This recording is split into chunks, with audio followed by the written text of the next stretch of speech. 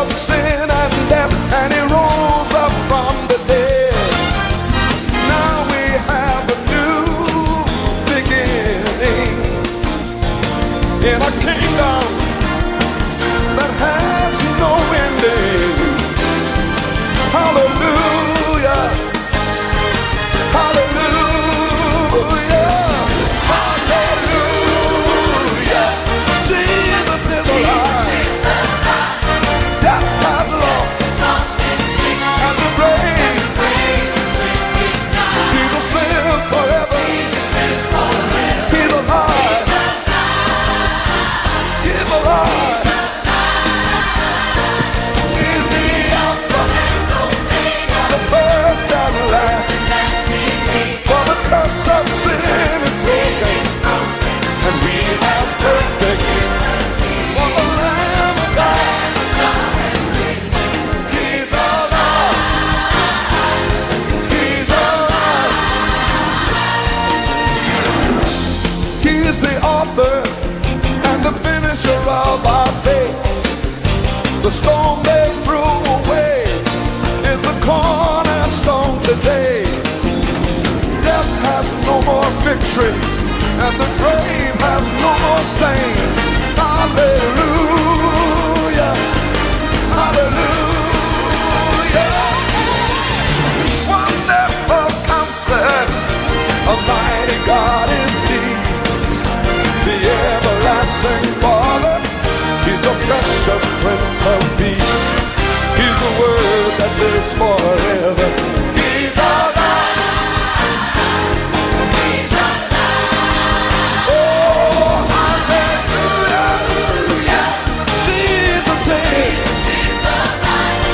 Death has lost its sting, and the grave. Jesus lives forever. He's alive. He's alive.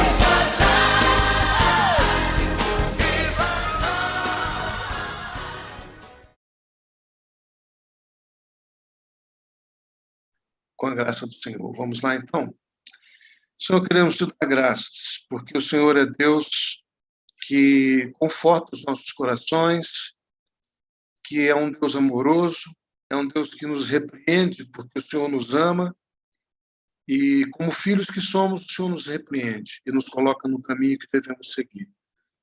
Então, nós entendemos isso, mas te louvamos por tudo, Senhor, o que o Senhor tem feito na vida dos meus irmãos. Eu te agradeço por esse grande grupo que está aqui hoje.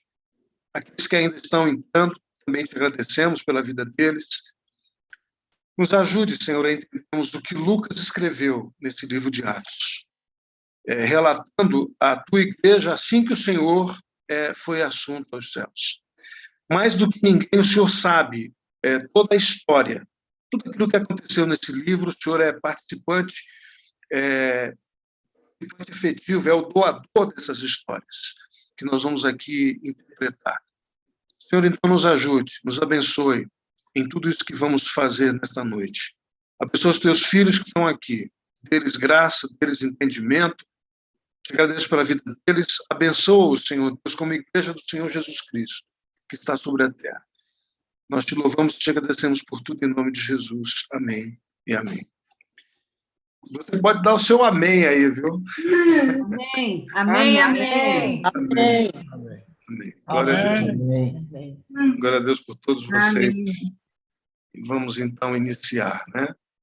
No final, como nós sempre fazemos, nós temos aqui nossa conversa, você pode se manifestar, se você quiser trazer alguma manifestação também.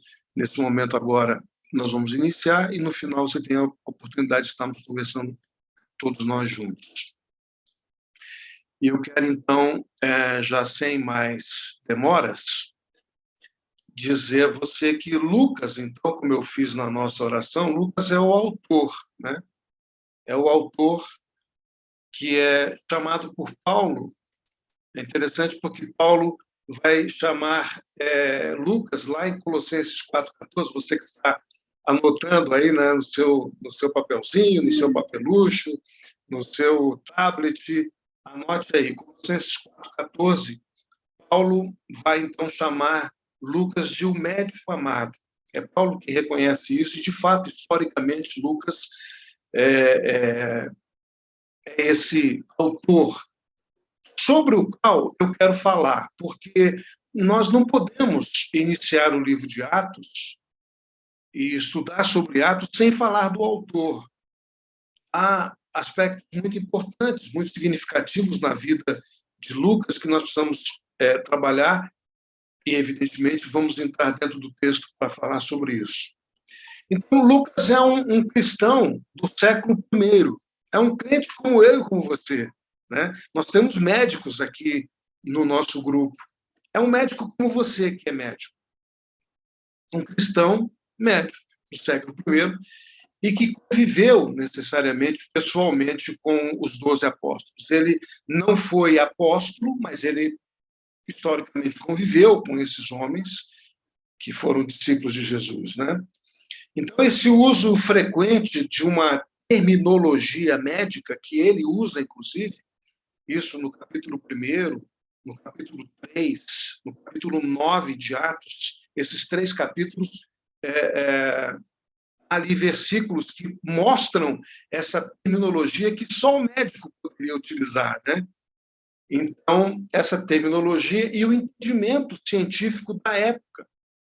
A medicina sempre teve esse entendimento científico, evidentemente, né? É claro que hoje nós temos uma condição tecnológica muito mais avançada do que Lucas, mas para a sua época ele também tinha um entendimento científico das doenças, né? E que encontramos nos diversos capítulos, então, né? Sobre essas questões. Inclusive de uma que vamos falar hoje, que está no capítulo 3, exatamente, né? E que, então, essas referências, quando nós estudamos essas referências que conduzem a essa terminologia médica e esse entendimento científico que é demonstrado nessa terminologia, nos leva a identificar Lucas como o autor desse texto, como é chamado pelos estudiosos de autoria lucana, né? Então, para você que gosta de saber esses detalhes, os estudiosos dizem, então, chamam de autoria lucana, tanto o Evangelho segundo Lucas, né, como também o próprio livro de Atos, tem essa autoria chamada autoria lucana. Então, essas referências indicam que Lucas seguiu, e nós vamos ver isso, Lucas seguiu Paulo durante algum tempo. Né? Algum tempo, eu diria que a partir ali do capítulo 14, capítulo 15, a própria linguagem, a própria escrita de Lucas se torna uma escrita pessoal, onde ele se inclui nas questões ou nas histórias, né? Então, ele segue Paulo, e vamos falar um pouco dessa questão da amizade também, da amizade cristã que Lucas estabelece com Paulo e Lucas, né? Nas suas andanças e viagens. Isso é algo que tem um significado muito importante nesse livro de Atos, nos ensina, né?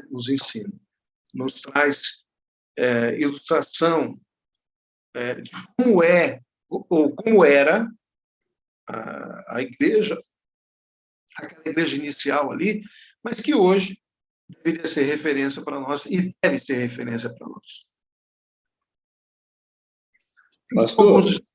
Oi, falar. Muito bem, então estávamos falando de que Lucas e Paulo tinham uma amizade, perfeito? E que Lucas, então, segue Paulo durante algum tempo em suas andanças, particularmente, como eu disse antes, a partir do capítulo 14, capítulo 14 e 15 de Atos. Então, veja, isso aqui é interessante, o que eu vou falar agora, que não é de minha autoria, mas os estudiosos vão afirmar que Lucas era um daqueles 70 discípulos. Lembra daqueles 70 discípulos, dos 70 de Jesus? Você lembra daqueles 70, né? Que saíram, que Jesus mandou eles saírem pelas cidades, curando, libertando, salvando. Pois é, os estudiosos vão dizer que Lucas era um daqueles 70, né? E, evidentemente, então, ele era testemunha ocular de muitas coisas. Por isso, ele vai escrever o livro, o Evangelho de Lucas e também Atos. Muito bem. Então, veja, o que Atos vai descrever? vai descrever a história dessa era apostólica, né? Que abrange um período crítico da igreja, aproximadamente aí a história do livro cobre aproximadamente do ano 31, 32 até o ano 63 depois de Cristo. Então, Atos vai cobrir entre o Evangelho de Lucas e o próprio livro de Atos dos Apóstolos, vamos ter esse período do ano 31 ao ano 63 depois de Cristo. E qual é o objetivo? O objetivo é mostrar principalmente a ação da promessa que o Senhor tinha feito aos discípulos. E, evidentemente, também aos demais que estavam ali no momento da sua ascensão, no capítulo 1. Qual foi a promessa? A promessa de enviar o Espírito Santo. Esse ponto ele é muito importante de nós entendermos. Porque até então a história era a história do Antigo Testamento, né? Onde o Espírito de Deus, o Espírito Santo, vinha sobre uma pessoa, como veio sobre Davi, como veio sobre Sansão, como veio sobre outros homens citados. Mas agora não, a história é outra, é diferente. É o derramar do Espírito como promessa do Senhor para os seus discípulos e também, evidentemente, para todos que estavam ali naquele momento da sua ascensão. Aproximadamente 500, preciso dizer isso, né? 500 pessoas foram testemunhas de que Jesus ressuscitou. Não foram apenas os 11, ou os 12 depois, ou os 120 da Assembleia. O texto diz que aproximadamente 500 pessoas viram o Senhor, né? Essa é a história diz isso. Muito bem, então o objetivo de Atos é mostrar essa ação do Espírito Santo na primeira comunidade cristã, ou seja, na primeira eclésia. A eclésia é a palavra original para a igreja. Aqueles que são chamados para fora, necessariamente, que é o significado de eclésia. O objetivo de Atos é mostrar, é demonstrar, é apontar essa ação do Espírito Santo na história da difusão do Evangelho de Jerusalém até Roma. Ou seja, a difusão do Evangelho pelo mundo daquele tempo, né? O mundo conhecido daquele tempo. Eu quero compartilhar com você. Quero compartilhar com você aqui uma tela que vai exatamente mostrar isso, de que existiam objetivos, então, desse autor, e esse objetivo ele está aqui, exatamente qualificado. Vocês estão vendo aí bonitinho, né? Alguma dificuldade com a tela aí? Eu estou tranquilo, gente? Tranquilo. Está normal, né? Muito bem. Então, dentro dessa ideia dos objetivos do autor, nós temos aí, então, essa intenção do autor de descrever a atividade de Deus através de Jesus Cristo. Essa é, necessariamente, a questão que está colocada no livro de Atos. A intenção da atividade de Deus representada em Jesus Cristo, apontada em Jesus Cristo, orientada para o quê? Para a salvação da humanidade. Não era dos judeus, não era apenas dos judeus, mas da humanidade. E essa é interessante porque Atos vai apontar exatamente que essa atividade, que é descrita pelo autor, ela vai alcançar pela primeira vez o seu objetivo com a pregação do Evangelho em Roma, aos gentios em Roma. Quem eram os gentios? Você já sabe quem são os gentios. Aqueles que não puderam ser classificados como judeus, eram gentios. Até hoje nós somos gentios, nós não somos judeus, né? Aliás, você que fez Apocalipse comigo sabe que defendemos a seguinte posição que nós vemos na Bíblia, do ponto de vista como um todo, né? Que existem 3 povos para Deus. Que 3 povos são esses? Os judeus, os gentios e a igreja, que é povo de Deus. Então, não, essa história ela começa exatamente aqui em Atos, com essa descrição das atividades. Eu quero mostrar para você, então, que está acompanhando aí, essa classificação de Atos pelo Hamilton Turner. Ele fez essa classificação e eu achei interessante a gente entender essa classificação, né? De Atos em 6 níveis, né? Ou seja, na formação do livro de Atos, há 6 fontes informativas que vão demonstrar o quê? Exatamente o progresso do ministério do evangelho e da igreja naquele tempo. Então, a primeira onde sai exatamente essa classificação é a igreja cristã em Jerusalém, lá em Atos 6, capítulo 6, versículo 7. Então, lá está exatamente essa colocação, e eu quero até mostrar um mapa aqui para vocês, para a gente não ficar com isso. Está aqui no mapa o que acontece. A igreja cristã aqui em Jerusalém, ela em Atos 6, então, ela começa, e ela se expande, então, logo depois aqui nesta região da Palestina, como um todo. Isso está lá em Atos 9, 31. Depois ela sobe aqui para Antioquia, e onde os cristãos são chamados, né, pela primeira, aliás, onde os crentes do caminho são chamados pela primeira vez de cristãos, aqui em Antioquia. Isso está lá em Atos 12, 24. E a partir daqui, então, vai se expandir aqui para a região da Galácia, na Ásia Menor. Isso está lá em Atos 16, 5. Depois, chegando até a Europa, né, a Europa da época, Atos 19, 20, chegando aqui nas regiões, então, da Macedônia, indo até Roma, que, evidentemente, já é essa parte, digamos, europeia da chegada do Evangelho, Atos 28, 31.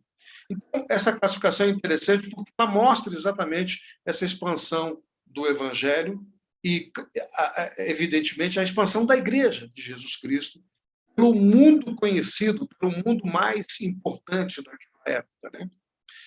Está aqui a expansão. Dito isso, precisamos voltar a ver algumas ideias do próprio texto bíblico que eu queria que você abrisse, então. Primeiramente, eu queria que você abrisse e alguém lesse Lucas, capítulo 1, versículos de 1 a 4, e depois Atos, também 1, de 1 a 4, outra pessoa, ok? Então, primeiramente, Lucas 1, 1 a 4, depois Atos 1, 1 a 4 também. Vamos lá. Pode ler? Pode ler Lucas primeiro. Tendo, pois, muitos empreendido pôr em ordem a narração dos fatos que entre nós se cumpriram, segundo nos transmitiram os mesmos que os presenciaram desde o princípio e foram ministros da palavra, pareceu-me também a mim conveniente descrevê-los a ti, ó excelentíssimo Teófilo, por sua ordem, havendo-me já informado minuciosamente de tudo desde o princípio, para que conheças a certeza das coisas de que já estás informado. Muito bem, agora Atos 1, de 1 a 4.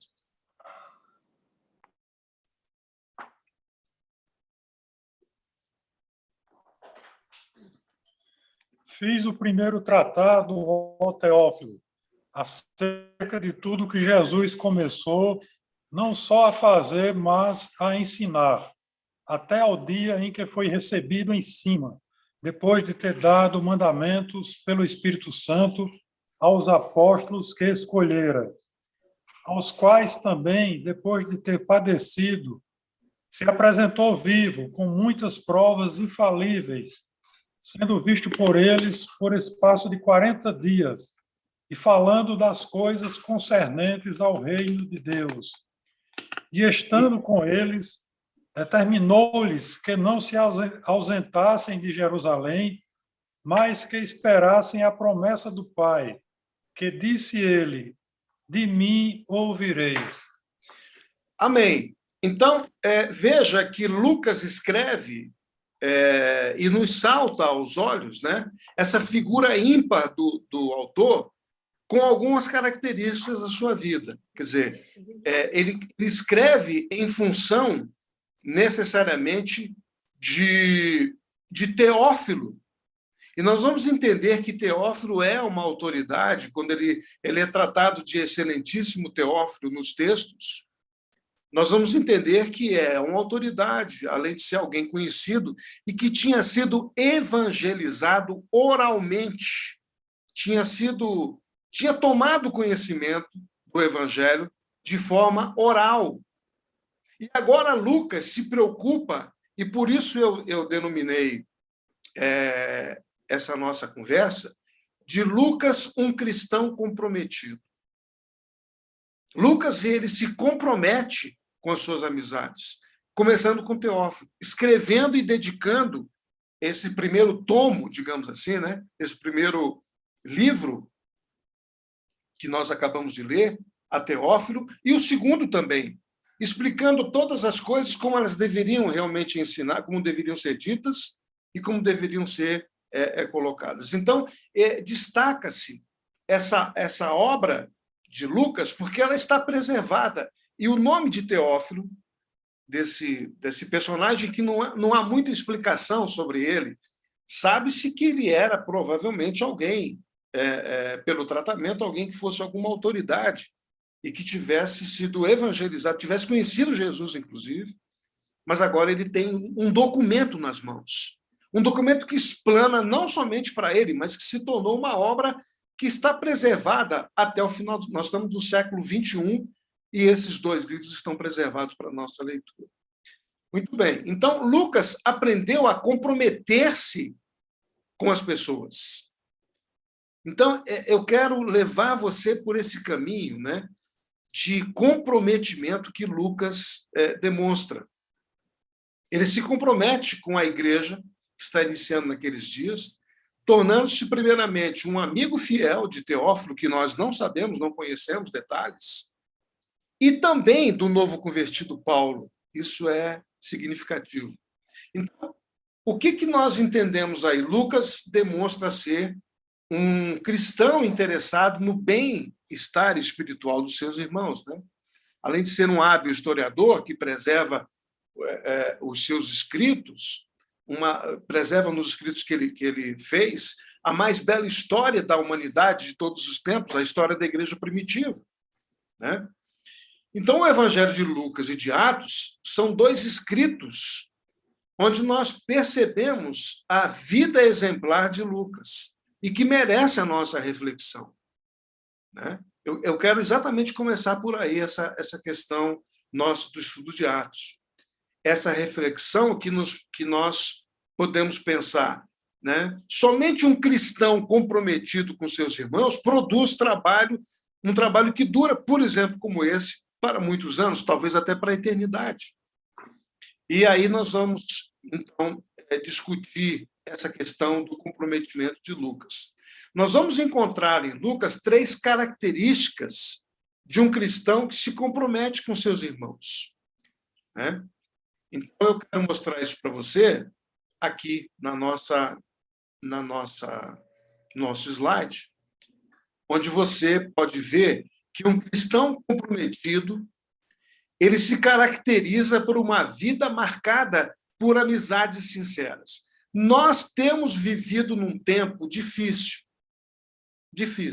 inclusive neste tempo, que está completando 2 anos de pandemia.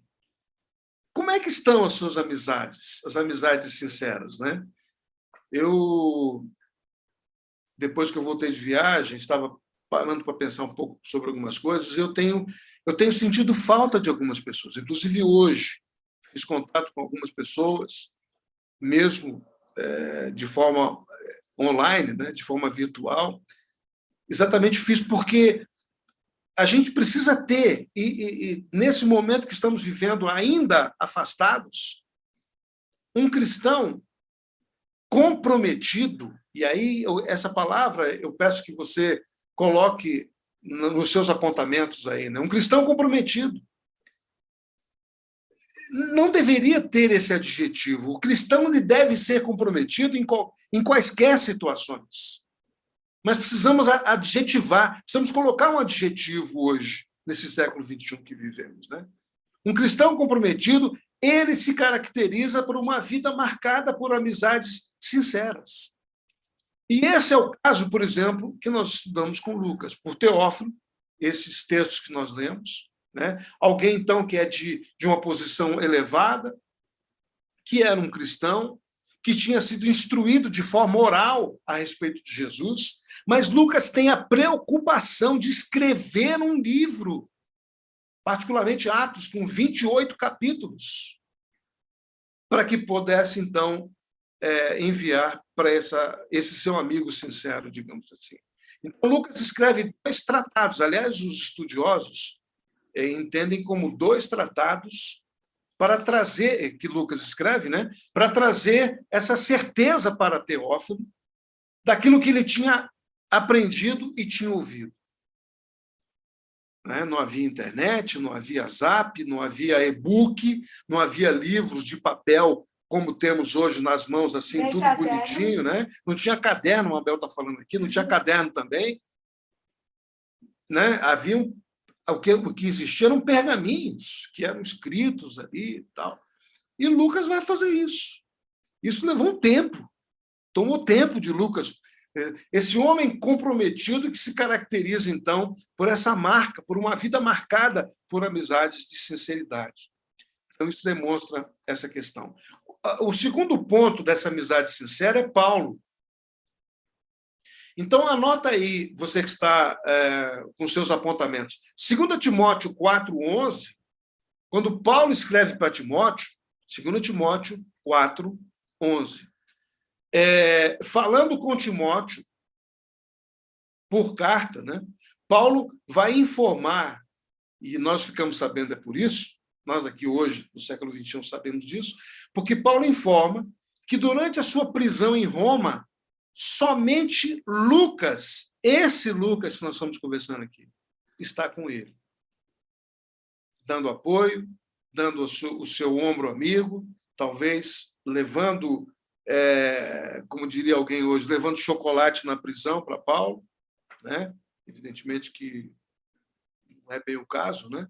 Mas Lucas estava prestando apoio, prestando serviço ao apóstolo. Então, Paulo testemunha sobre Lucas, dizendo para Timóteo, Timóteo, somente Lucas está comigo. É ele que está me ajudando nesse momento em que eu estou preso, que vem me ver, que vem conversar um pouco comigo, me dá apoio. Então, você vê que não é apenas da parte de uma interpretação nossa, hoje, dessa amizade sincera, mas o próprio Paulo vai dizer, lá, né, no ano 63, 65, Paulo vai morrer no ano 66, decapitado em Roma, por ordem de Nero. Então, um pouco antes disso, nesse momento de prisão, ele vai citar. Isso está escrito em 2 Timóteo 4,11, falando sobre Lucas, necessariamente. Em Atos 21:12, também você pode anotar aí, eu vou citar essa referência, e depois nós vamos, à medida que formos avançando, a gente vai conversar sobre isso. Atos 21:12, Lucas e o povo da igreja de Cesareia, eles vão quase que se ajoelhar e suplicar, pedir para Paulo não ir a Jerusalém. Paulo está naquela região, na região da igreja de Cesareia, e ele diz que vai para Jerusalém. E eles, então, tanto Lucas quanto o povo daquela igreja dizem para Paulo não ir, porque lá já havia a confirmação de que Paulo seria preso pelos judeus e seria entregue nas mãos dos romanos e seria julgado pela justiça romana, né? O que, de fato, vai acontecer, evidentemente, para se cumprir a profecia de Ágabo, que fez essa profecia sobre Paulo. Então, está aí razões para nós acreditarmos nessa amizade. Ou seja, um cristão comprometido, e aí nós vamos aplicar para nós isso hoje. Um cristão comprometido se mostra cuidadoso, preocupado com o bem-estar do seu irmão, do seu amigo, né? O faz lembrar de situações difíceis, traz um alerta sobre algum perigo. Por isso que nós somos chamados de comunidade cristã. Por isso somos chamados de eclésia, de igreja. né, do Senhor Jesus. E eu quero só lembrar você o seguinte, que o sistema maligno do mundo vive o quê? Vive a individualidade, vive o egocentrismo, né? Aquela história do farinha pouca, meu pirão primeiro, não é verdade? Então, o sistema maligno do mundo ele luta contra essa condição nossa, como cristãos, de termos amizades sinceras. Hoje, nesse século XXI, inclusive, nós temos dificuldade com essa questão das amizades sinceras. Temos dificuldade, eu reconheço isso. Mas nós precisamos estabelecer, né, esse ponto, essa questão sobre a nossa vida. Então, devemos pensar como é que nós estamos comprometidos com boas amizades cristãs. Precisamos pensar sobre isso. Não sei como é que você está. Eu confesso aqui que eu tenho sentido falta de ter outras boas amizades cristãs. Tenho alguns amigos aqui nesse grupo, nesse NEB, mas devido a esse tempo de pandemia, eu tenho sentido falta de estar próximo, de conversar, de sentar para tomar um café, ou de trazer alguém na minha casa aqui. Aliás, eu tenho alguns amigos, inclusive mais novos, que já foram meus discípulos, hoje são amigos na fé, amigos e irmãos, camaradas e companheiros, né? E que eu tenho vontade de trazê-los aqui em casa hoje, depois de tanto tempo. E necessariamente, às vezes, ainda não é viável isso, tanto pelas pessoas como por nós mesmos aqui, né? Mas eu quero sintonizar isso com você. Lucas tinha amizades sinceras com homens da sua época. Isso é importante frisar, né? Hoje nós vivemos esses tempos difíceis, como eu falei, né? Que não se pode confiar em todas as pessoas necessariamente, né? Às vezes mesmo nos irmãos de fé, né? Nos irmãos, digamos assim, de igreja. Mas precisamos de irmãos de fé, gente que vai, como diz o texto de Provérbios, gente que vai se afiando, ferro com ferro, faca com faca, né? Às vezes sai faísca, meu querido. Você sabe disso, né? Que quando se afia a faca ou ferro com ferro, sai faísca, né? Sai faísca mesmo. Mas a Bíblia diz, o próprio texto de Provérbios vai dizer que nós precisamos irmos nos afiando, então, ferro com ferro, como facas que se afiam uma com a outra. Muito bem. Como é que está a nossa amizade como comunidade cristã? Quero fazer essa pergunta para você aqui. Como é que está? E eu não estou falando de amizade de zap. Não estou falando de amizade de virtual, necessariamente. Mas falo de amizades sinceras entre homens e entre mulheres, né? Amizade que não faz fofoca, que não trama coisas por trás.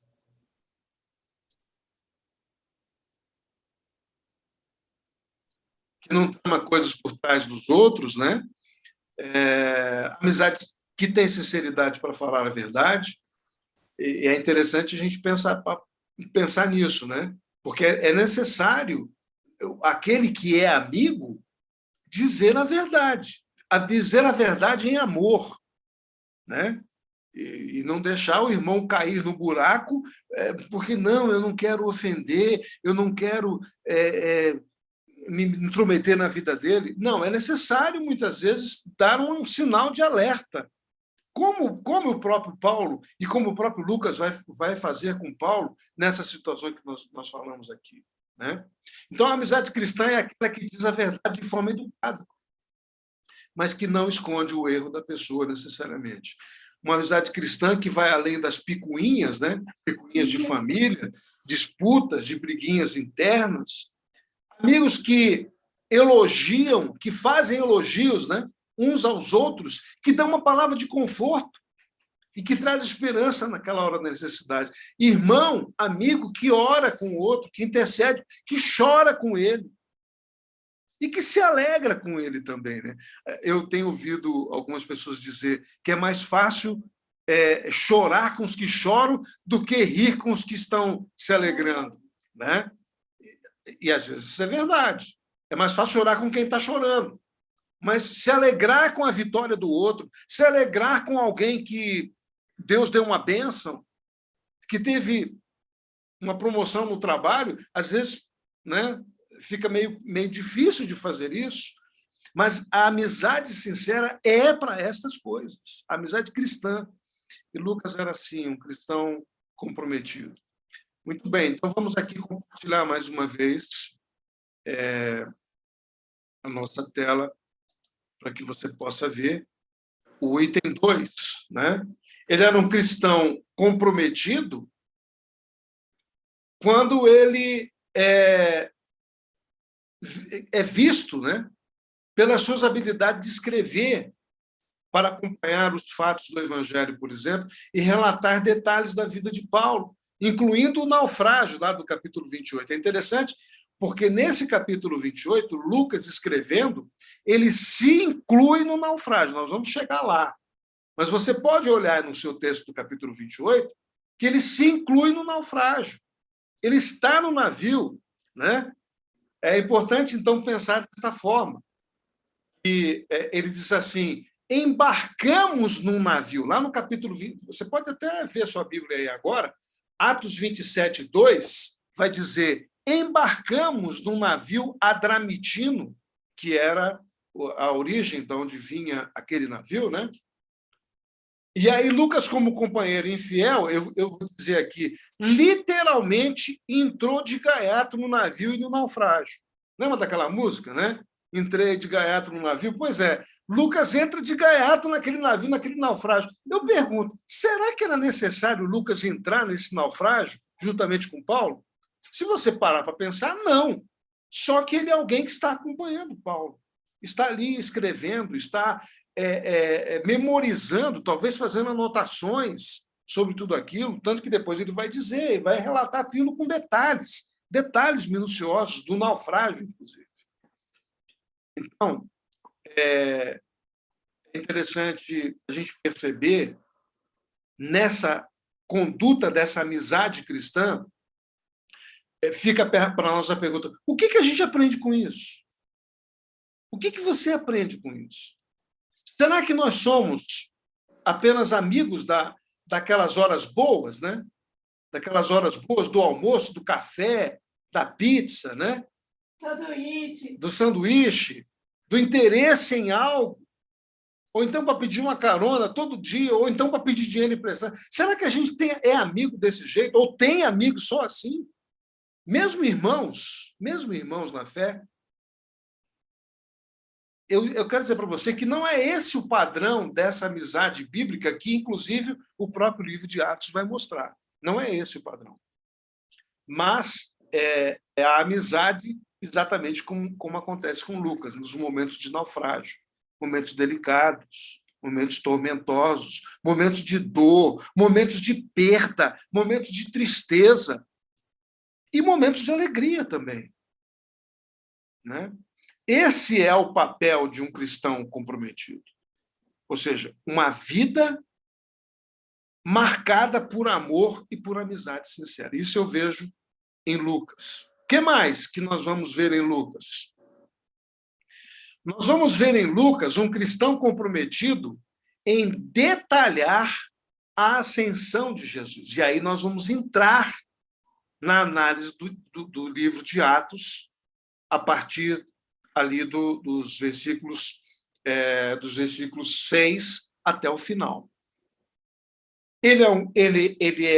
Você percebe que Lucas ele é praticamente um dos únicos autores que vai relatar detalhes da ascensão de Jesus, daquilo que foi permitido a ele escrever, né? Eu queria que você lesse aí a partir do versículo 10. Abra sua Bíblia aí, alguém abra. A partir do versículo 9 e veja esse relato de Lucas. Ditas estas palavras, foi Jesus elevado às alturas à vista deles, e uma nuvem o encobriu dos seus olhos. Até qual, pastor? Até o 10. E, estando eles com os olhos fitos no céu, enquanto Jesus subia, eis que 2 varões vestidos de branco se puseram ao lado deles. Pode ler o 11, para completar a E ideia. disseram: Varões galileus, por que estáis olhando para as alturas? Esse Jesus, que dentre vós foi assunto ao céu, virá do modo como o vistes subir. Então, veja que Lucas, no seu detalhamento da ascensão de Jesus, ele relata esses detalhes dos dois homens, de dois anjos, né? Que surgem ali vestidos de branco e que vão dizer, homens galileus, né? É como se dissesse assim, homens goianos, homens homens mineiros, né? Homens pernambucanos, homens de Maceió, homens de João Pessoa. É mais ou menos isso que ele está dizendo. Por que vocês estão contemplando as alturas? Então, Lucas dá uma abertura para nós hoje entendermos e trabalharmos o que é o ministério dos anjos. E é interessante porque esse texto de Lucas vai consolidar algo que vinha acontecendo pontualmente no ministério de Jesus.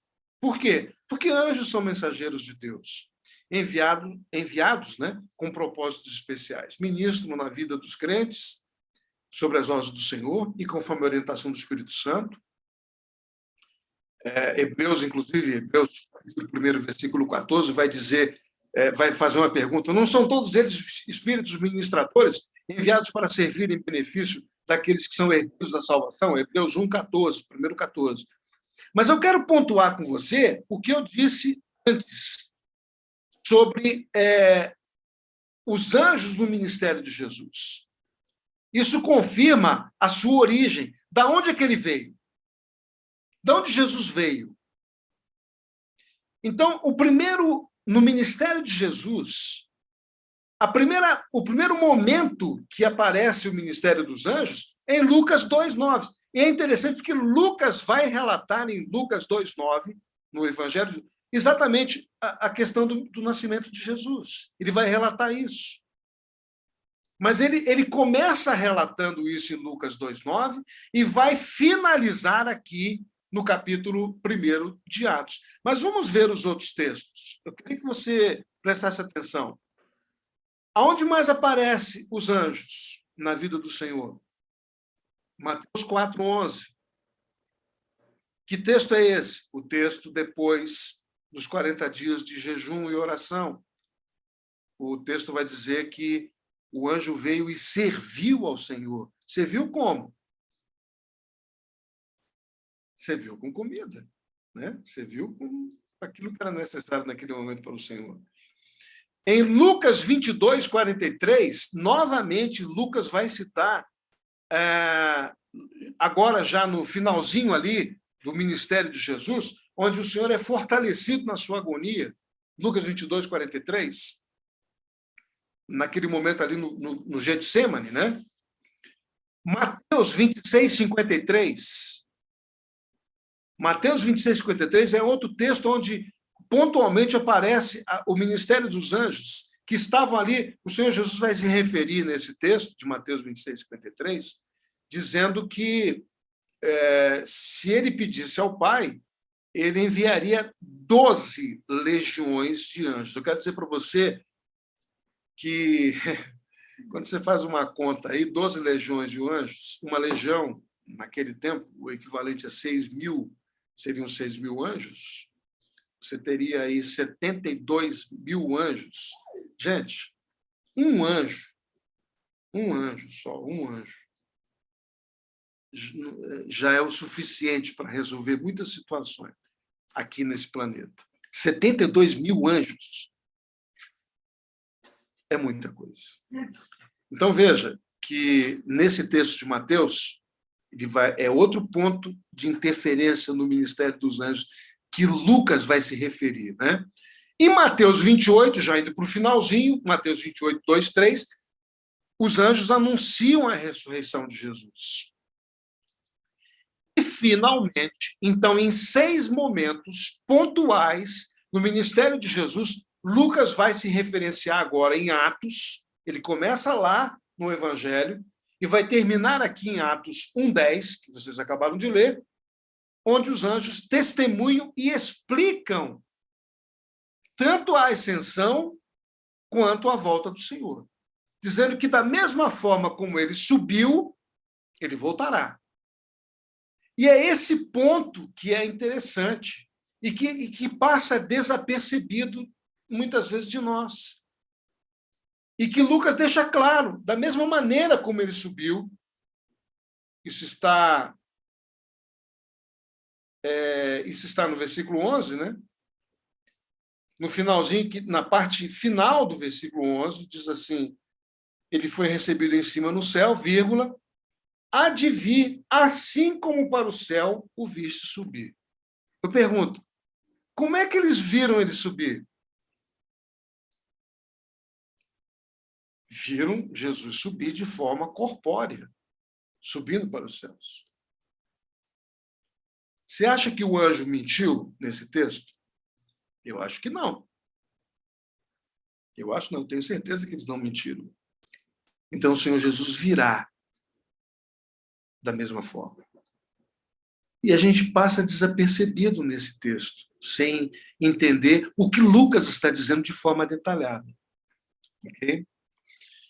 Muito bem. Então, indo um pouquinho mais para frente, é interessante como é que... Eu quero fazer uma alusão aqui a um detalhe que Lucas coloca nesse momento sobre a ascensão de Jesus, quando ele diz assim, varões galileus. É como se dissesse varões goianos, varões, homens e mulheres brasilienses. Ou seja, o local de nascimento e vida destas pessoas desconhecidas é citado. E por que eu digo isso? Porque tanto Lucas quanto nós hoje entendemos sabiam que eram pessoas desprezadas do seu país.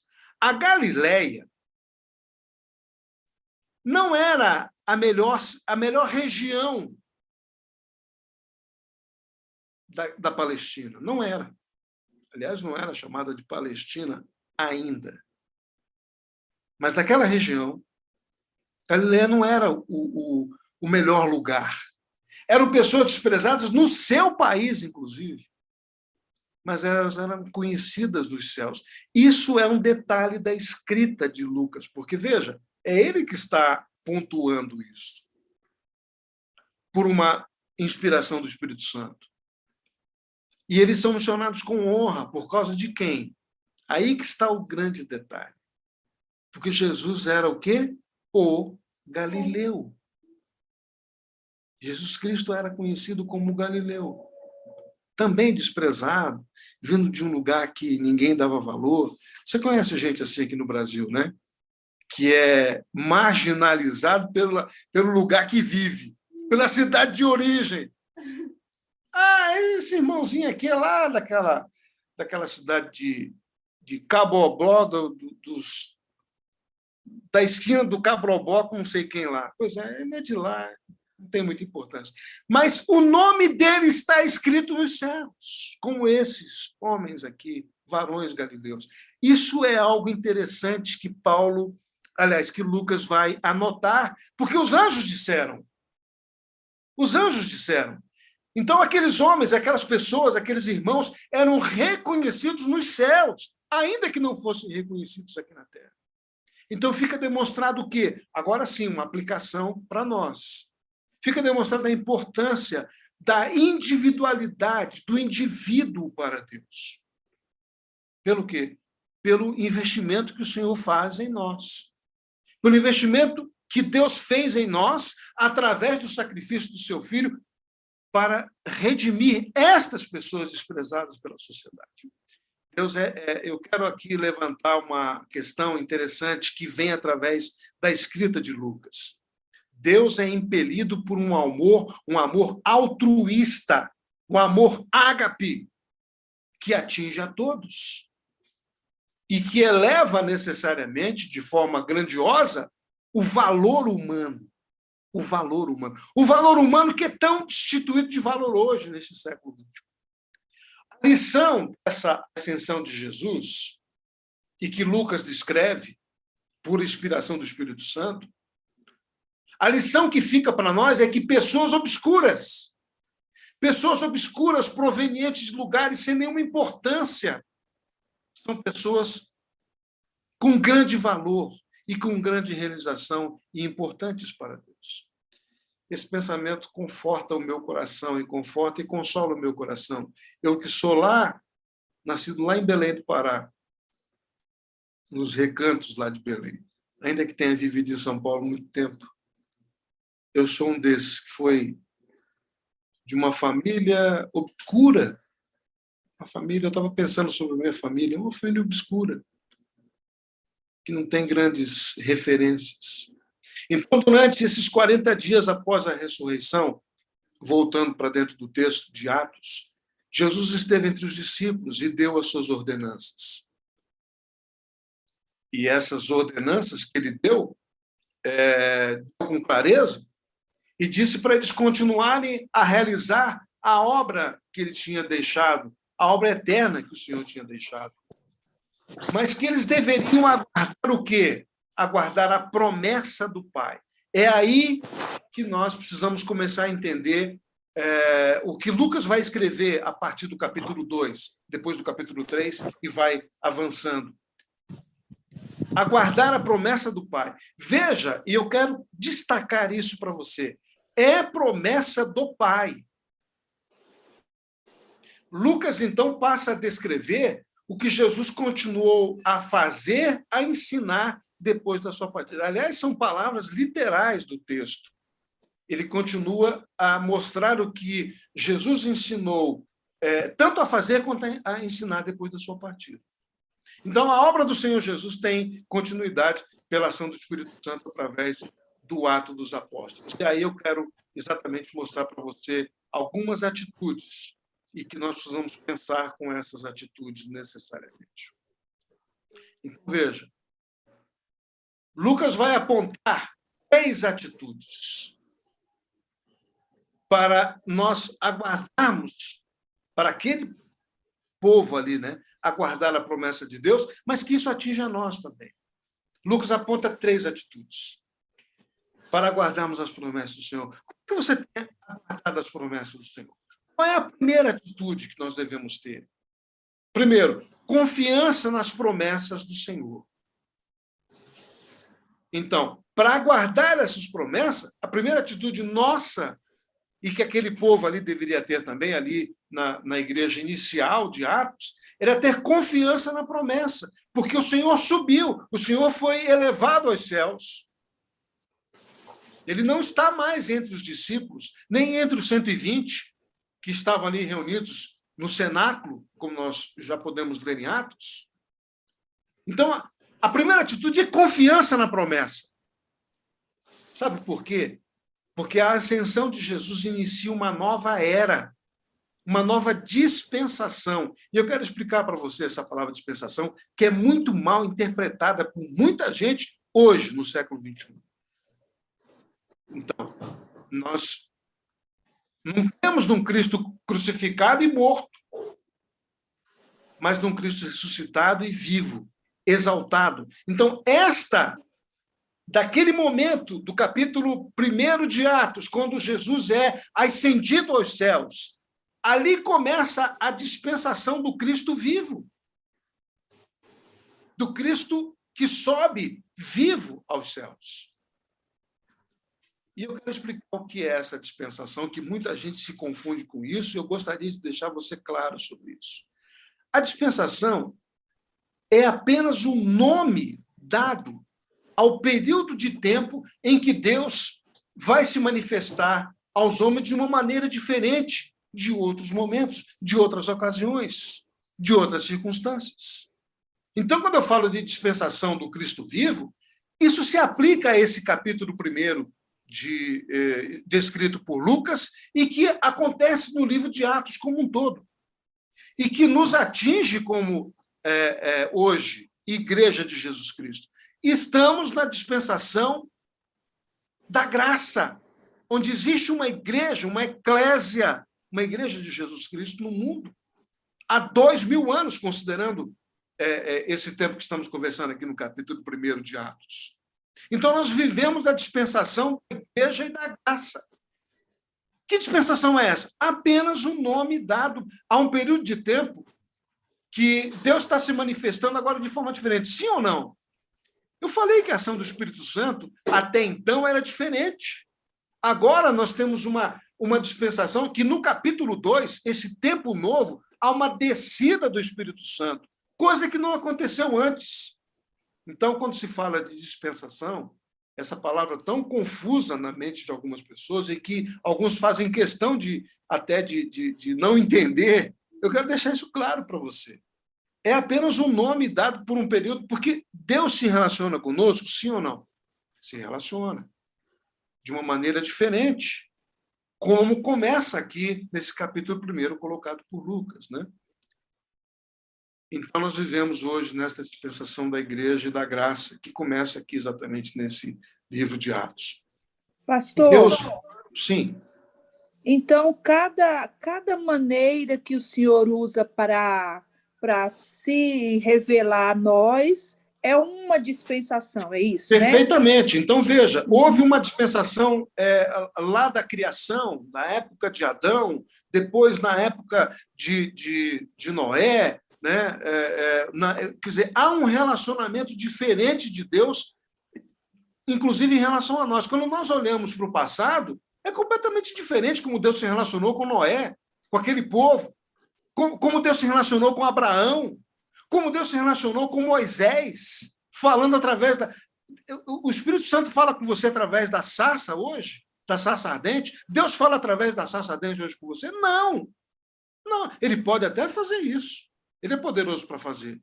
Mas há características nesses tempos mesmo, do ponto de vista nosso, em que Deus se manifestou de forma diferente. Então, cada parte desses grandes períodos é chamado de dispensação. Somente isso. Né? Somente isso. E eu não estou aqui querendo dizer, nem fazer conta de dispensações, não estou fazendo conta nenhuma. Eu estou dizendo que, a partir de Atos, há uma igreja, há uma dispensação da graça, sim ou não? Claro, nós entendemos que é a dispensação da graça. A dispensação do Espírito Santo sobre a ação das nossas vidas, inclusive. Então, essa é a ideia. Ok, Débora? Muito bem. Então, voltando. Deus vem até nós, nesse tempo novo, então, que começa a partir da descrição de Lucas, Deus vem até nós na pessoa do Senhor Jesus Cristo. E até hoje é Jesus quem batiza no Espírito Santo. Eu quero destacar isso para você, viu?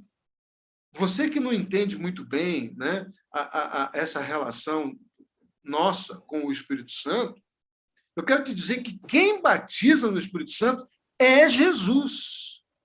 É ele que concede o enchimento a quem ele pede. Né? Por quê? Porque é uma promessa do Pai. Esse batismo, ou seja, a plenitude do Espírito Santo. Eu quero discutir com você essa questão do batismo, de alguns aspectos desse batismo com o Espírito Santo e com fogo. Sabe por quê? Abre tua Bíblia aí, em Mateus capítulo 3, versículo 11. Vamos ver isso. Porque o texto de Atos se relaciona essa questão, né? Que está lá no versículo 8. Aliás, antes que você leia Mateus 3,11, leia o versículo 8, tá? Versículo 8 do capítulo 1 de Atos. Pode ler aí, por favor, alguém.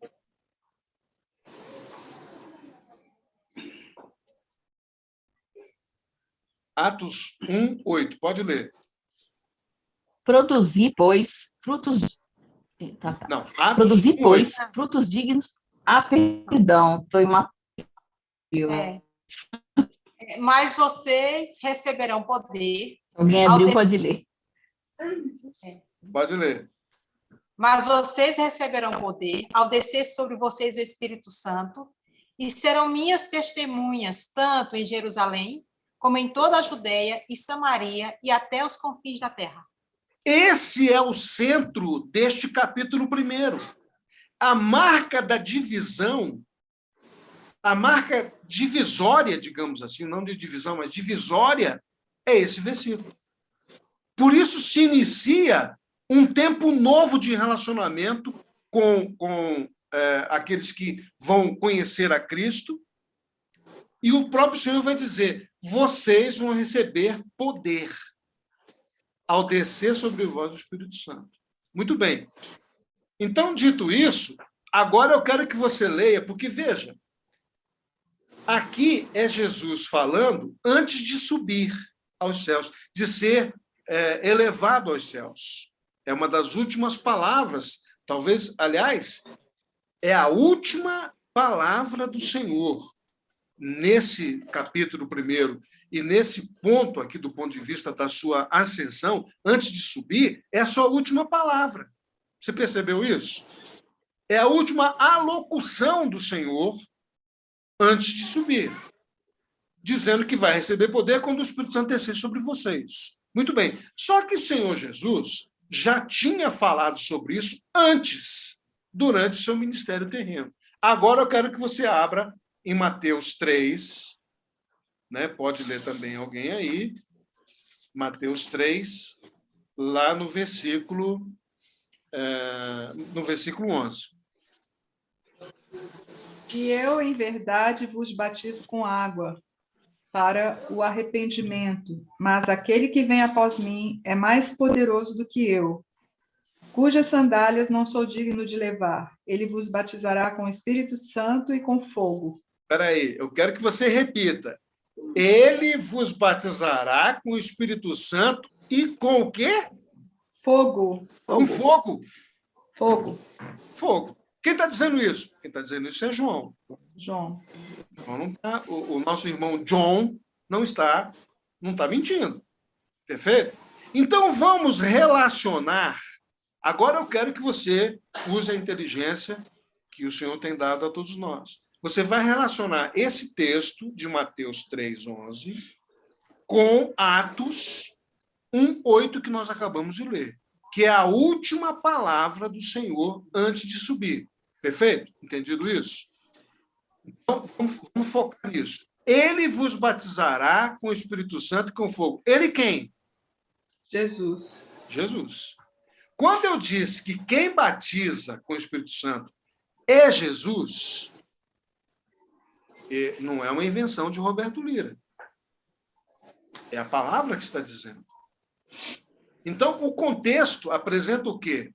E aí eu quero explicar isso para você. Você deve estar se perguntando, mas como batizar com o Espírito Santo e com fogo são duas coisas? O que é isso?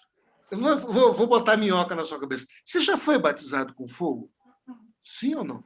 Mabel está dizendo aqui que não. Né? Você já foi batizado com fogo? É só uma pergunta para você pensar. Então, vamos lá. Vamos às explicações. Esse contexto apresenta uma ideia de contraste entre o ministério de João, que está nesse capítulo 3, e o ministério de Jesus, que viria. Então, o ministério de João era identificado como o ministério do batismo com água. E o ministério do Espírito Santo, que viria através de Jesus, seria demonstrado com o quê? Com fogo. Então, é uma explicação de dualidade entre água do batismo de João e que acontece conosco hoje. Sim ou não? Você não foi batizado? Você foi batizado em águas. Principalmente os batistas que defendem necessariamente o batismo com água. Mas a pergunta é, você foi batizado com fogo? Não. Então, veja, aí nós vamos começar a entrar na descrição do que é Atos, do capítulo 2. O símbolo do batismo do Espírito é fogo. E o caráter e os resultados desse batismo com fogo mostram o quê? A superior qualidade do ministério de Jesus, em contraste com o ministério de João, que era batismo com água. Tá? Então, a gente precisa entender isso. Então, qual é a interpretação, que não é minha, somente minha, mas qual é a interpretação mais aceita acerca deste assunto? É de que o fogo que veio no Pentecostes, no capítulo 2, que nós vamos detalhar depois, né?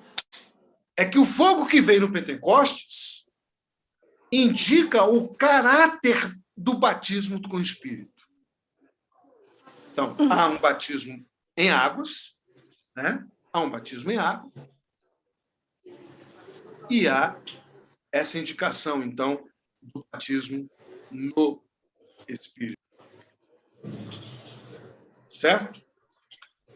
Muito bem. Então, o modo como o Espírito Santo veio, como o vento, né, dotado de poder, de força, como o vento que empurra o fogo.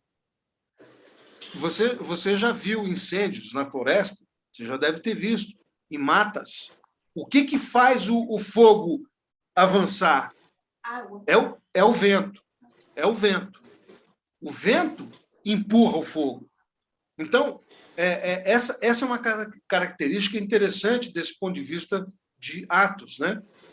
O vento dotado de fogo, de força, um vento que empurra o fogo e que contagia o quê? Contagia as pessoas. Vai contagiar. Por isso vem o batismo a descida do Espírito Santo, que significa, inclusive, você pode ver aí, né? Você pode ler capítulo 2, versículos 2 e 3. Queria que você lesse, você mesmo lesse, por gentileza. Capítulo 2 de Atos, 2 e 3. E, de repente, veio do céu um som, como de um vento veemente e impetuoso, e encheu toda a casa em que estavam assentados. E foram vistas por eles línguas repartidas, como que de fogo, as quais pousaram sobre cada um deles. Não foram línguas de água, foram línguas de fogo. Exatamente naquela caracterização que eu falei antes, do contraste entre o batismo de João e o batismo de Jesus. Né? Então, os efeitos do fogo fazem o quê? Servem como purificação do povo de Deus. Né? E a transmissão de poder também do Espírito Santo, usando o quê? A força do fogo.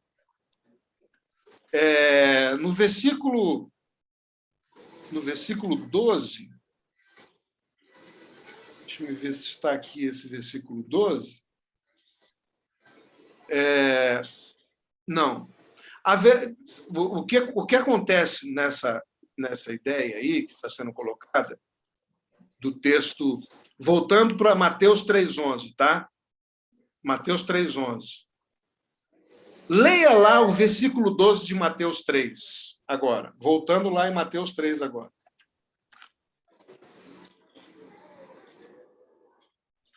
Em sua mão tem a pá, e limpará a sua eira, e recolherá no celeiro o seu trigo, e queimará a palha com fogo que nunca se apagará. Então, veja que o versículo 12, na decorrência daquele 11 que fala do batismo do Espírito Santo e com fogo, é um julgamento de Jesus Cristo, onde o recolhimento da palha que existe aonde? Em nós. Será queimada necessariamente no fogo. Então, a gente vai ficar com uma dupla referência, explicando, então, esse versículo do capítulo 3 de Mateus, fazendo a referência com Atos, esse que nós estamos vendo aqui agora. Nós vamos ficar com uma dupla referência sobre os efeitos do fogo. E aí, você que está anotando, anote isso.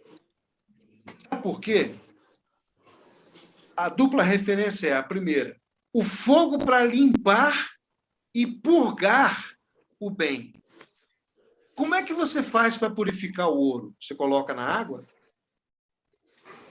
Não. Você coloca no fogo. Você coloca o ouro no fogo.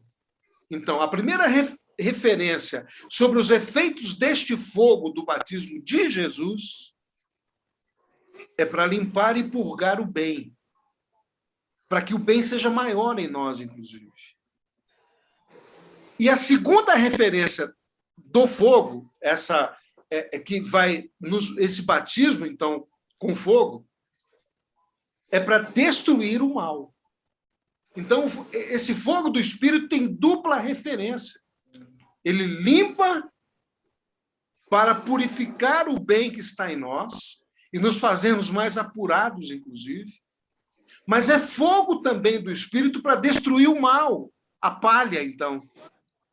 Percebe? E aí nós vamos conseguir entender o texto de Marcos 9:49. Agora, abre lá em Marcos 9:49.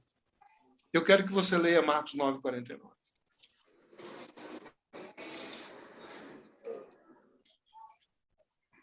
Marcos 9:49 diz o que aí?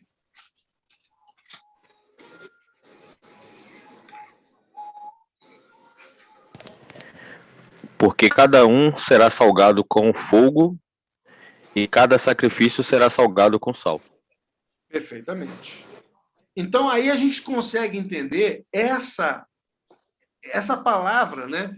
Porque quando você lê isoladamente o Marcos 9:49, quando diz assim, pois todos serão salgados com fogo.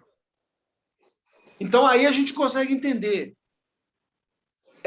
com essa dupla referência do fogo do Espírito para limpar o bem e purgar o bem e purificar o bem, mas também com uma referência do fogo do Espírito para destruir aquilo que é mal, a palha que está em nós, a gente consegue entender que cada um de nós, como cristãos, como filhos e servos do Senhor, nós seremos salgados, então, com fogo. Isso tem a ver com esse capítulo 1 e com o capítulo 2 de Atos. Ok? Muito bem. Eu parei de fazer aqui Eu vou mostrar para vocês, então, o compartilhar da segunda atitude. A gente estava na primeira. Vamos para a segunda atitude, esperar as promessas de Deus. Lembra? Nós estamos falando de aguardar as promessas do Senhor que foram relatadas nesse momento aqui do capítulo 1. A segunda atitude daquele povo, e nossa, é compartilhar o Evangelho de Jesus Cristo. Isso está nos versículos 6-8.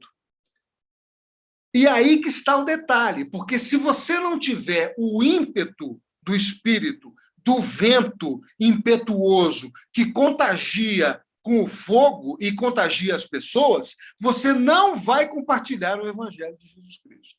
Você vai ficar de bico calado. Então, a segunda atitude para esperar as promessas do Senhor, ditas pelo escritor, né? E dentro do contexto aqui do capítulo 6 até o versículo 8, que é a última palavra do Senhor antes de ser elevado aos céus, é compartilhar o Evangelho de Jesus Cristo. Ou seja, Jesus nos dá o Espírito Santo para quê? Para que ele te deu? Para que ele te batizou no corpo de Cristo? Por que ele te completou dentro de você o nível do Espírito na sua vida, do Espírito Santo na sua vida? Por que ele te batiza com esse vento impetuoso? Né? Não é um ventinho assim que bate, é um vento impetuoso que impele você, que empurra você para contagiar outras pessoas. Então, Jesus nos dá o Espírito Santo para quê? A pergunta é, para que você quer o Espírito Santo? Para anunciarmos Jesus, né? Para nós termos poder e coragem. Poder e coragem neste século XXI, no meio dessa sociedade esquisita que nós estamos vivendo, que só fala em intolerância, em racismo, em isso, em aquilo, não sei o quê, papapá. O Senhor Jesus está nos dando coragem através do seu Espírito, por isso ele batiza você com o Espírito Santo, para que você tenha poder e coragem para evangelizar na sua cidade. no seu bairro, na sua rua e na sua família. Talvez o mais difícil para evangelizar, às vezes, é no meio da família. Percebe? É por isso que ele te dá o Espírito Santo. E é interessante, meu bem, que esse poder nos é dado para sermos testemunhas, e para testemunhar é preciso ser, né? Perfeito, perfeito. Né? Não dá para testemunhar só falar.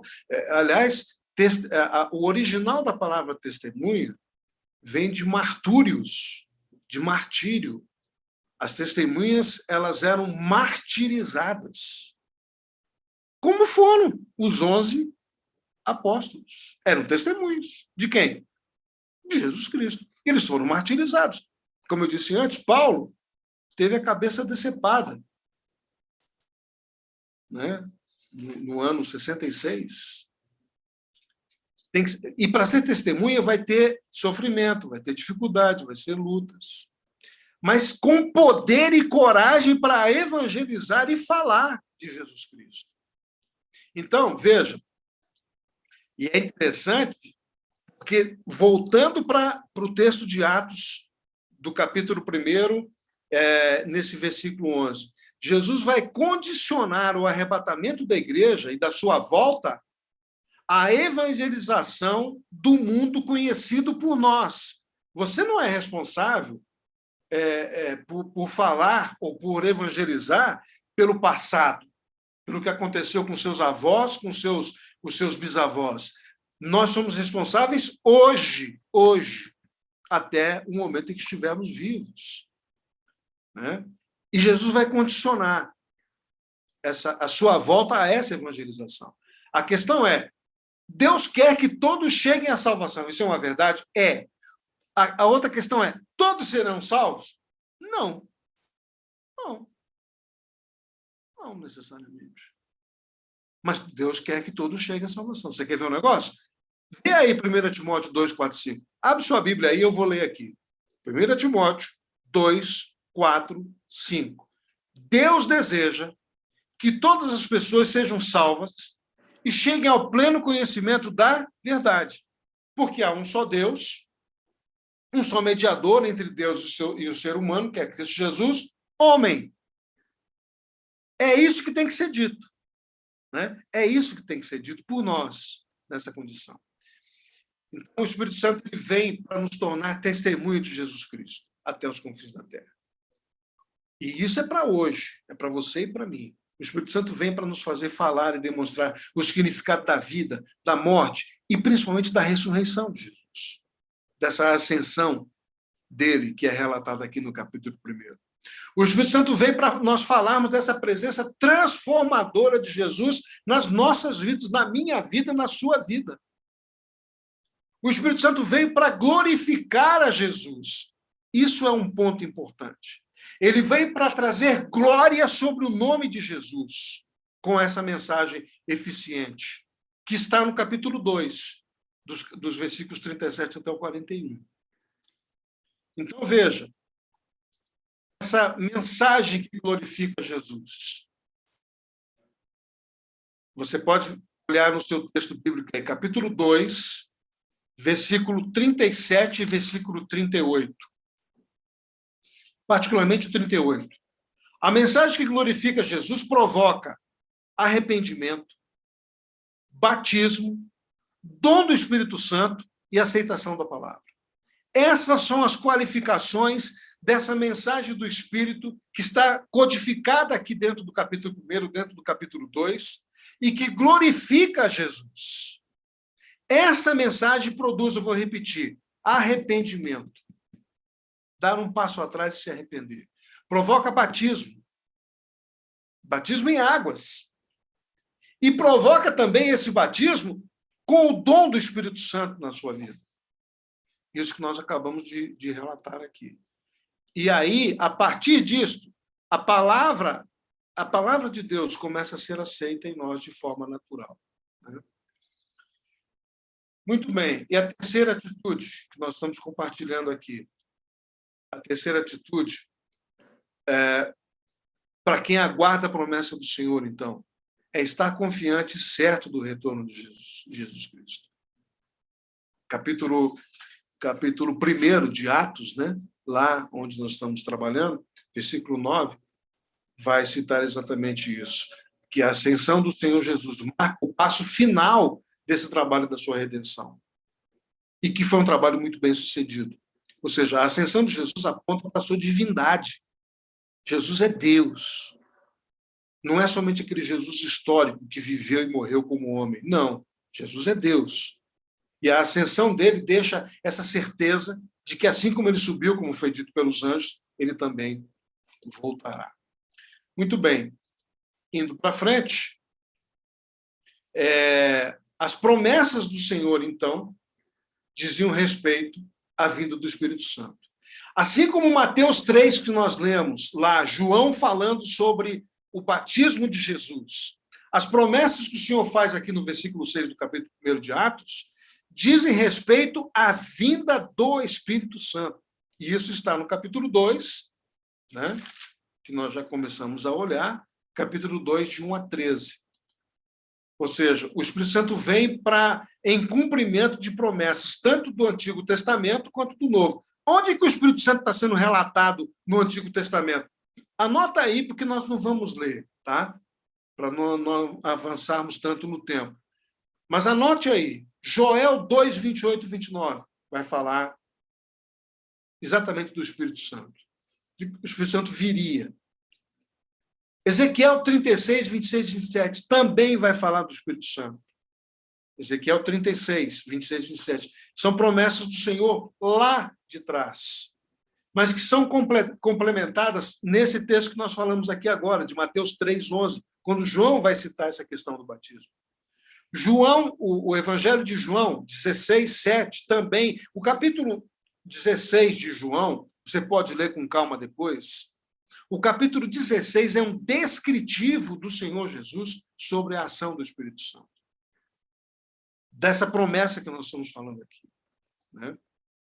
Então, o Espírito Santo veio, dentro desse descritivo do Antigo Testamento para o Novo, como nós estamos vendo, ele veio para iniciar e dirigir essa eclésia, essa igreja. Quando você lê o capítulo, eu gostaria que você lesse com calma depois, o capítulo 16 de João, você vai ver exatamente isso, Jesus trazendo esse descritivo da ação do Espírito Santo. Da sua atuação, do seu princípio de atuação, da sua maneira de proclamar as grandezas de Deus. É o Espírito Santo que vem proclamar, gritar, anunciar, proclamar a todas as vozes, ou a todos os ouvidos, melhor dizendo, as grandezas de Deus. Muito bem. Então, eu quero avançar com você sobre algumas questões aqui, dessa pergunta que é feita no capítulo 3, de 1 a 10 de Atos. Como é que nós podemos ser usados por Deus, então, diante de tudo isso que nós estamos falando aqui? Quando você olha para a história de Pedro e de João, no capítulo 3, agora em Atos, tá? Capítulo 3, Pedro e João estão, o texto diz que eles estão juntos, subindo na hora da oração, a hora nona, eles estão subindo ali e entrando pela porta chamada Porta Formosa, ou Portão Formoso do templo, né? E essa história de Pedro e João demonstra que o cristianismo não significa uma vida solitária e individualista.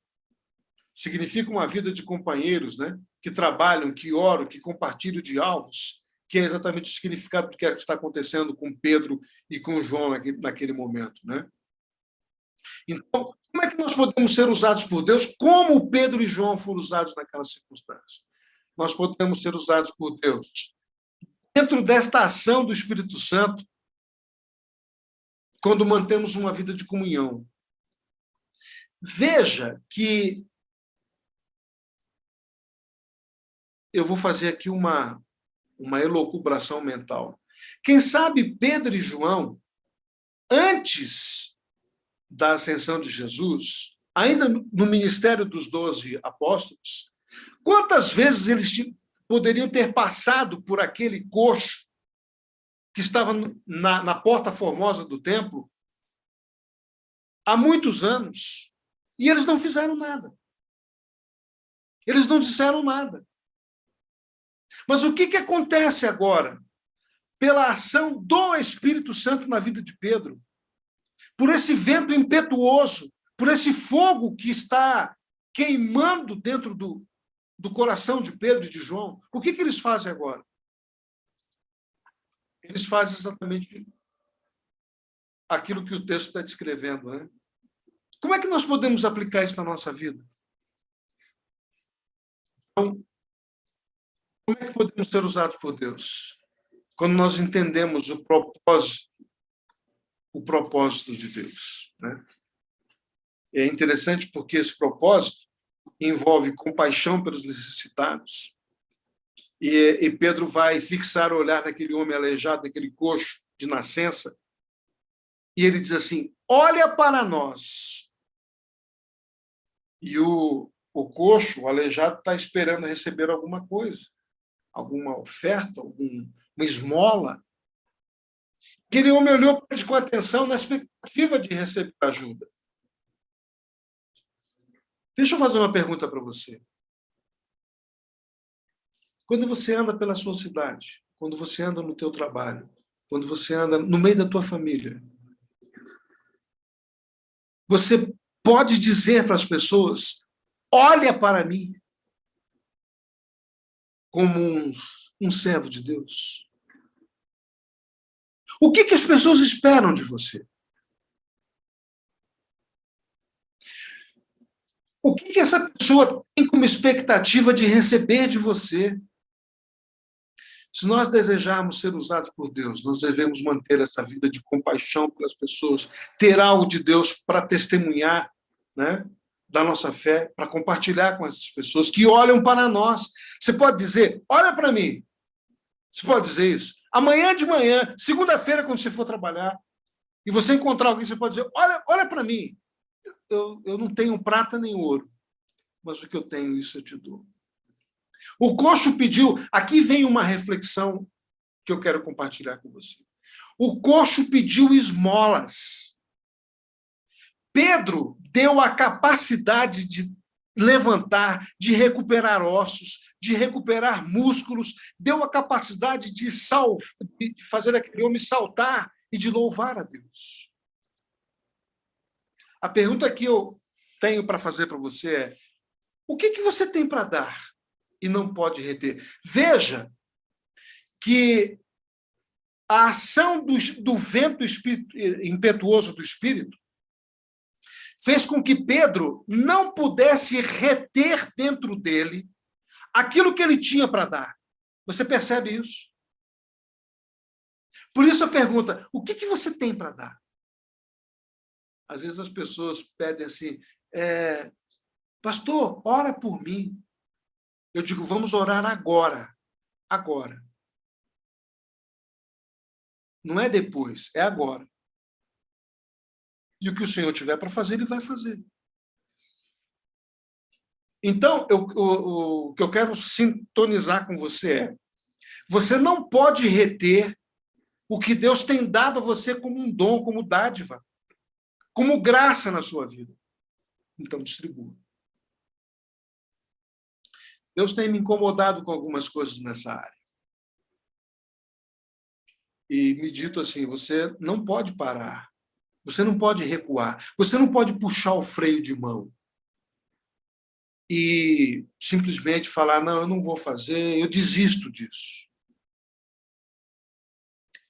A síntese é: você não pode reter o que Deus tem te dado como dom, como graça da vida, para você distribuir. Então, nós podemos, então, ser usados por Deus quando nós entendemos exatamente esse propósito. E o propósito, eu queria voltar um pouquinho antes aqui, o propósito está em Romanos 6,4, que eu vou ler aqui para você. Você pode abrir aí, mas eu vou ler. Romanos 6,4 diz: portanto, fomos sepultados com ele na morte por meio do batismo. Isso tem a ver com a história que nós falamos aqui do batismo, da dupla função do batismo. Fomos sepultados com ele na morte por meio do batismo, com o propósito. Que propósito? De que assim como Cristo foi ressuscitado dos mortos, mediante a glória do Pai, também nós vivamos ressuscitados, então, para uma nova vida. Ressuscitados aqui, para uma nova vida. Não é uma vida no céu, não, é aqui. Mas ressuscitados como? Batizados, né? Batizados com ele na sua morte, mas também batizados com ele, com esse vento impetuoso, com esse fogo que produz uma nova vida, que produz impulsão, que nos impele a ter uma nova vida e contagiar as outras pessoas. Deus tinha algo em si mesmo, Deus tinha e tem algo em si mesmo, que ele não pode reter, ele não pode, na natureza dele, ele não pode reter. E Deus nos deu muito mais do que nós pedimos, assim como Pedro deu ao coxo, o coxo queria só esmola, ele deu muito mais do que isso. Deus também, da mesma forma, ele nos deu vida, nos deu o ministério de Jesus, nos ressurreição, que essa ressurreição nos oferece, então, a vida eterna, deu-nos o Espírito Santo como esse vento impetuoso, como esse batismo de fogo para habitar conosco, para nos contagiar e que nós possamos contagiar outros. Então, veja que o coxo é um símbolo histórico e um símbolo de um fato histórico, né? Ele é, de fato, um símbolo, porque as pessoas conheciam. Quando você lê o texto, você vê que as pessoas conheciam aquele coxo há muito tempo. E, de repente, ele começa a saltar e pular e glorificar a Deus. Mas o coxo é um símbolo deste mundo atual. Esse coxo aqui do capítulo 2, esse aleijado do capítulo 2, do capítulo 3, melhor dizendo, ele é um fato e um símbolo deste mundo atual que precisa daquilo que Deus tem através de você e que você não pode reter. Você não pode reter aquilo que Deus te deu. Esse vento impetuoso. Por isso eu perguntei para você, para que você quer o Espírito Santo? Vou repetir. O coxo é um símbolo desse mundo atual, desse mundo aleijado, que precisa daquilo que Deus tem através de você e que você não pode reter esse toque divino. Eu quero finalizar fazendo algumas aplicações, algumas colocações para você. Como é que está a sua confiança nas promessas do Senhor? Você tem recebido do Espírito Santo? Tem se enchido dele? E aí vem aquela pergunta, o que você está fazendo com o Espírito que você recebeu? Como é que está a sua confiança na volta do Senhor Jesus? Aquilo que está descrito no capítulo 1 que nós estamos conversando aqui agora. Como é que você tem percebido os sinais dessa volta, né? Como é que está o seu compartilhar do Evangelho? Você tem falado lá com seus amigos no trabalho? Você tem dado testemunho? Às vezes não é nem uma questão de falar, não. É uma questão de ter um testemunho de vida pessoal, que vai falar muito mais alto, né? A gente poderia avançar aqui, né? Como é que está a sua comunhão com os irmãos, que é o que aconteceu aqui entre Pedro e João, quando eles estão subindo a foto, eles estão em comunhão, e os demais no capítulo 2 também, né? Como é que está a sua compaixão pelas pessoas? Como é que está a sua compaixão pelo mundo? Esse mundo coxo, esse mundo aleijado. E quando eu falo de mundo, não é o sistema maligno, não. São as pessoas que estão nesse mundo, em volta de você, no seu mundo, né? Em volta da sua vida, em volta daquilo que você tem como mundo. Cada um de nós temos um mundo, né? E a última colocação que eu quero fazer para você, e depois nós podemos discutir sobre isso. Você permite Deus te usar para as pessoas que têm necessidades emocionais, mentais, físicas, espirituais? Você se permite isso? Você tem permitido isso? Ou seja, voltando naquela questão, você não pode reter, como Pedro e João não puderam reter aquilo que estava neles. O vento impetuoso, o fogo de Deus queimando nos seus corações. Você permite a Deus te usar? Queria que você fechasse seus olhos agora. Vamos orar. Vamos colocar diante de Deus as nossas vidas nesse momento e depois podemos discutir essas questões. Senhor, eu quero, neste momento, entregar nas tuas mãos essa palavra que foi dita a partir desses textos, desses essas três primeiras conversas, ó Deus, do capítulo 1, 2 e 3, dessas questões que são levantadas sobre o que o Senhor deixou aqui, nesta última palavra que o Senhor deixou, dizendo que o Senhor enviaria o Espírito. Esse Espírito chegou até nós. Pai, tem misericórdia. Que eu e que os meus irmãos sejamos testemunhas efetivas, Senhor. E que possamos não reter em nós. Me ajuda a não reter em mim mesmo, e os meus irmãos também, aquilo que o Senhor nos tem dado como dom da vida, como dom do Teu Espírito, como ação do Teu Espírito Santo em nossas vidas. Ó Deus, tem misericórdia de nós. É o que nós oramos em